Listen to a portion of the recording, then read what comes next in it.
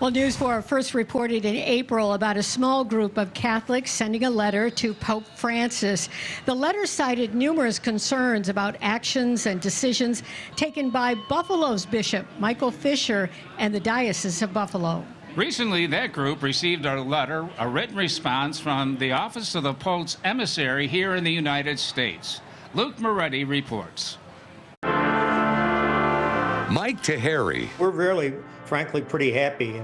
Is among a group of Catholics making some noise about Buffalo Bishop Michael Fisher and the Catholic Diocese. And it shows you that our submission to the Pope and our submission to the nuncio in Washington is being taken seriously. Taheri is talking about a letter received from the Office of the Apostolic Nuncio in Washington, D.C.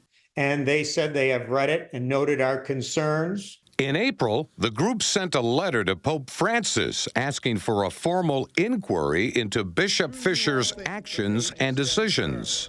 The letter, critical of certain moves being made in the Diocese of Buffalo, was also sent to the Pope's representative in the United States, the Apostolic Nuncio. And just recently, the group received a response from the Nuncio's office. It states in part, the documentation, including newspaper articles, has been studied, with content and concerns duly noted. This letter from the nuncio, the Pope's representative in the U.S., makes no mention that he supports the closing of these churches or the plan that we call, various Catholics call the road to ruin. The Catholic Chancery people call it the road to renewal. We don't see that road at all. So the fact that there's no mention of we support Bishop Fisher, we support what the diocese is doing, that doesn't necessarily mean that that they don't support him, right? I really doubt the nuncio is going to say, I support what's going on in Buffalo. Church closings of schools. So Fisher and his guys are on the wrong side of this. A spokesperson with the Diocese of Buffalo confirms to News 4 Investigates that the bishop received a follow-up communication from the nuncio's office on Tuesday, and that the diocese has been in contact with the nuncio's office regarding the letter sent by the Taheri group. The spokesperson tells News 4 that the diocese will provide whatever information is requested. In addition to asking for a formal inquiry, the group called for Bishop Fisher to be removed. Are you going to go anywhere? I hope not. I love the people here. That's from April, when Bishop Fisher interviewed with News 4 Investigates. He answered critics calling for a formal inquiry by the Vatican.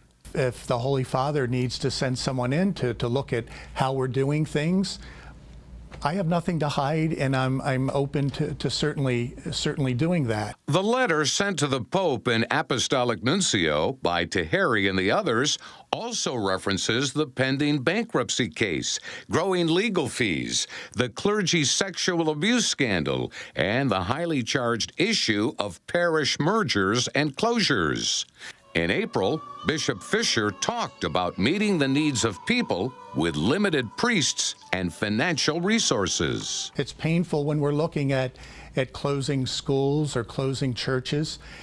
I think we're having to look at things. We don't have a handbook on this. When you're looking at the vitality of a parish, you're looking at the pastoral and the spiritual care, which is always preeminent in my mind and in my thoughts. Tony Bonaventura, a parishioner at Our Lady of Peace in Clarence, also signed the letter, critical of the bishop. I don't have a lot of faith in anything coming from that. While he has doubts, Bonaventura is hopeful that the church hierarchy will take a closer look at what's happening at the local level. I'm curious to see what the next step is. But again, Luke, I think like anything else, it's a bureaucracy. It's like the government, and it's sadly that. So we'll see. Luke Moretti, News 4.